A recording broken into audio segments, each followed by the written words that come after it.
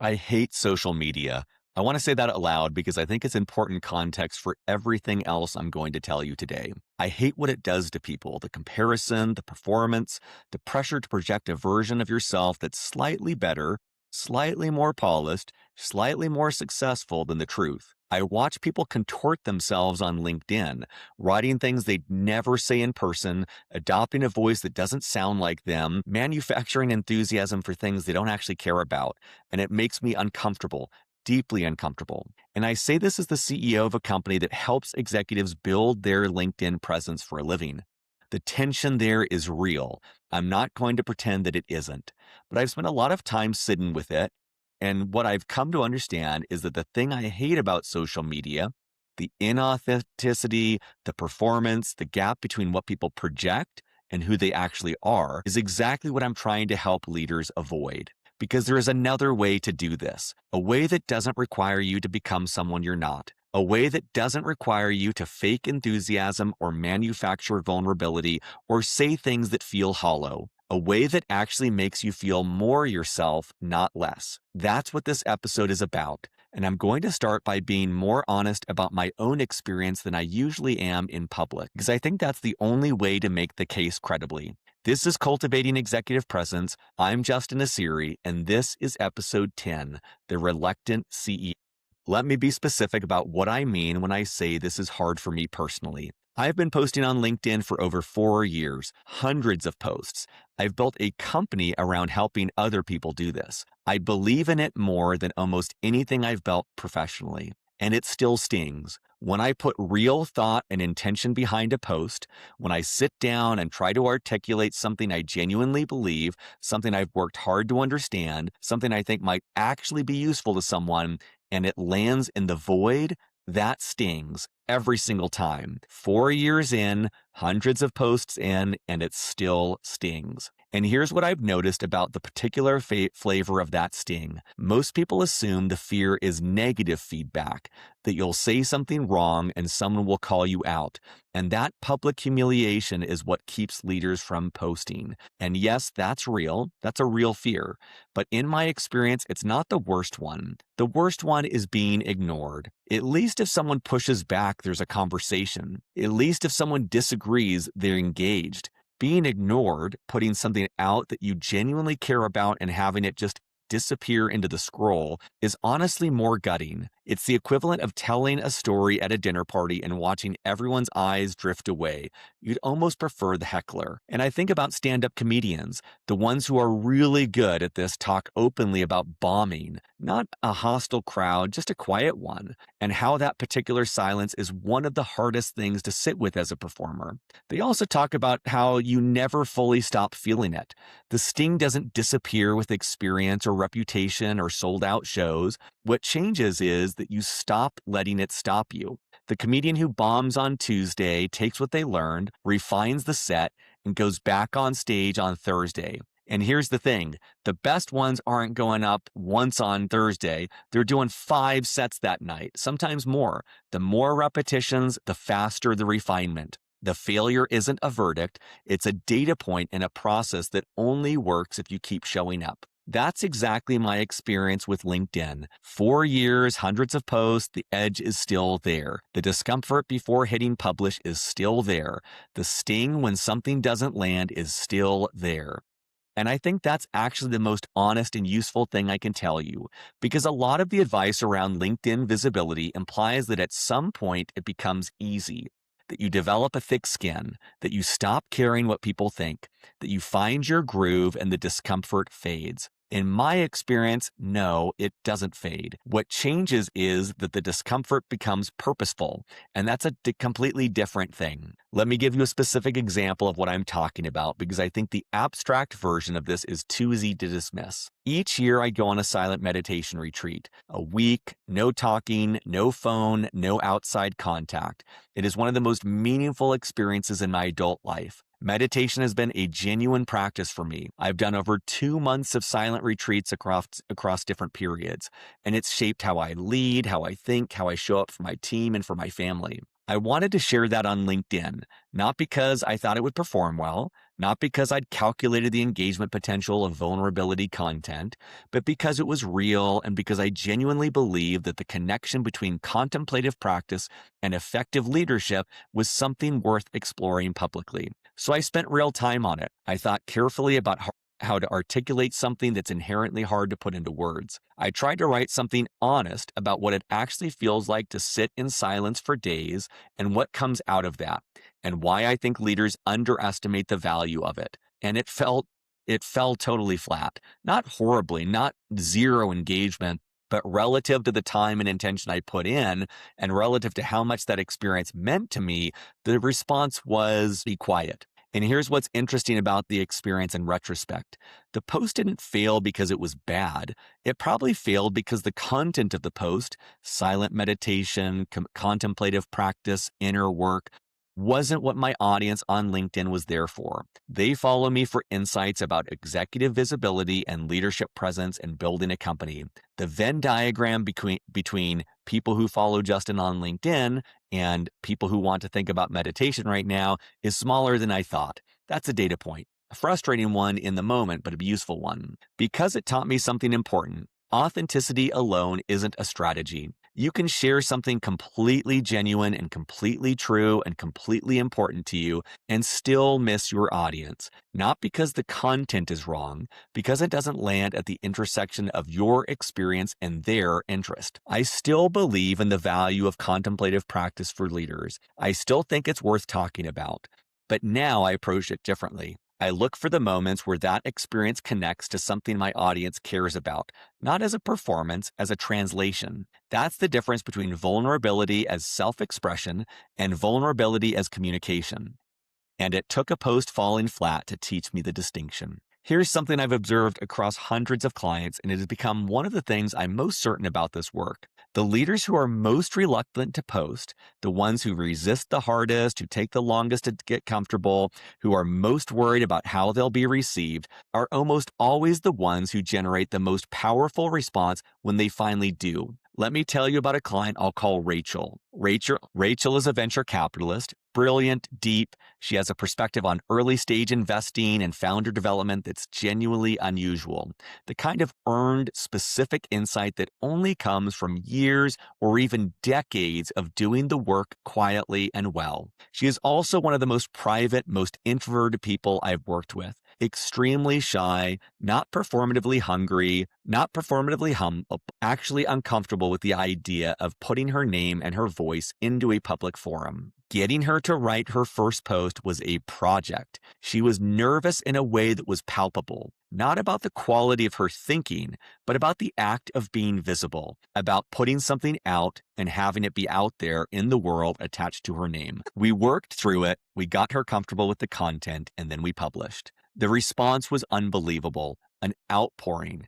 People who had known her for years saying things like, "I've never heard you talk about this," or "This is awesome, keep it up." Founders who'd worked with her sharing the post, peers in the VC community engaging in an in-depth conversation she hadn't expected. The hunger for her voice, which had been quiet for so long, was real and immediate. And this is not an isolated story. I've watched it happen over and over. The shyest client gets the best response. The most reluctant voice, when it finally speaks, turns out to be the one people have been waiting for. Why? I think for a few reasons. First, the people who resist visibility the longest tend to have genuinely high standards for what's worth saying. They're not posting daily observations or recycled frameworks. When they finally speak, they're saying something with real substance behind it, something that's been considered, tested, refined. The silence before isn't emptiness, it's accumulation. Second, the people who are most uncomfortable with performance are the ones who are most likely to be authentic when they do show up. The leader who finds the whole thing a little uncomfortable isn't going to manufacture vulnerability for engagement. They're going to share something real, and people can feel the difference. And third, and I think this is the most underrated one, the leaders who have been quiet the longest often have networks that are hungry for their voice. People who know them, respect them, have been waiting to hear what they think about something. When the leader finally speaks publicly, the response isn't just to the content, it's to the arrival. If you've been reluctant for a long time, I want you to hear this. Your reluctance is not evidence that you have nothing to say. It might be evidence that what you have to say has real weight, and the people who know you have been waiting. About a year and a half ago, I went to my Stanford Business School 10-year reunion. I want to tell you what the experience was like because it captures something about visibility and its compounding effect that I couldn't have described from the outside. I walked into the reunion expecting the usual, the catch-up conversations, the "so, what are you up to these days?" exchanges that you have at every reunion, summarizing years of your life in 2 minutes for someone you haven't seen in 10 years. The gentle recalibration of who's done what, who's gone where, who ended up where they said they would. That's not what happened. I didn't have to explain what I was up to. Almost nobody asked, because they already knew. Classmates I hadn't spoken to in years came up and mentioned specific posts. One person quoted something back to me that I'd written months earlier. Not a big post, not one of my best ones, just something I'd put out and more or less forgotten about. Another pulled me into a conversation that went immediately deep on something I'd written about leadership at scale. No preamble, no surface level warm up, just straight into the real conversation. The phrase I kept hearing was some version of, "Seems like things are going really well for your team." And what struck me about that was I hadn't told anyone things were going well. I hadn't announced a fundraise or a milestone or a press mention. I'd just been showing up consistently, posting what I was learning, sharing what I was building. And the perception it created, the sense that momentum was happening, was real even though I hadn't engineered it. That reunion was the moment when the abstract case for LinkedIn visibility became viscerally real for me. Not because of the business outcomes, though those matter, but because what it felt like to walk into a room where the people who matter to you already know who you are. That's the compound effect of showing up, and you don't feel it while you're building. You feel it in a room years later when you realize the work has been quietly running ahead of you. I want to address the thing that I think is actually underneath most leaders' reluctance, because I don't think it's really fear of judgment, at least not primarily. I think it's something more principled. I think a lot of leaders who resist visibility do so because they've made an implicit equation between visibility and ego. They've watched other people use public platforms in a way that feels self-promotional, self-aggrandizing, vain. They don't want to be that person. And because they're people of integrity, they've decided that the safest way to avoid becoming that person is to stay off the platform entirely. That instinct is admirable. I want to say that clearly. The leaders who are wary of ego-driven visibility are, in my experience, the ones who are most worth listening to. The concern itself is a signal of something great. But I think the equation is wrong. Visibility and ego are not the same thing, and treating them as the same thing has a cost. Here's how I've come to think about it. When I post on LinkedIn, the primary question I'm trying to answer is not, how do I look? The question is, what do I know that would be useful to someone else? What have I learned from a difficult conversation, from a mistake I made, from something a client said that reframed how I think about this work that is worth sharing? That reframe changes everything. It moves the orientation from inward to outward, from what does this say about me to what does this do for them? And when you approach it that way, visibility starts to feel less like self-promotion and more like generosity. You're not building a personal brand. You're sharing what you've earned the right to say. You're putting something useful into the world. And whether it lands or not is a separate question from whether it was worth doing. I also want to say something about the people who are watching you from your organization, your team, your employees, because I think leaders systematically underestimate how much their visibility matters internally, not just externally. When your team sees you posting consistently about what you believe, what you're building, what you stand for, they learn things about you that don't come through in all-hands meetings or on one-on-ones. They see your thinking. They understand your values in a different register. They know what you care about. And that knowledge compounds in ways that are hard to measure but very real in the culture of an organization. Visibility is leadership, not a replacement for leadership, not a distraction from it, an extension of it. And the leaders who treat it that way, who show up in public because their team and their market and their stakeholders deserve to know who they're working with, those are the ones who eventually forget to ask whether it's working because the answer has become obvious. There's one more frame I want to offer before I close, because I think it's the most useful one for the practical reality of what this actually feels like. Posting on LinkedIn is, at its core, the act of finding your voice in public. And finding your voice in public is inherently messy. It's iterative.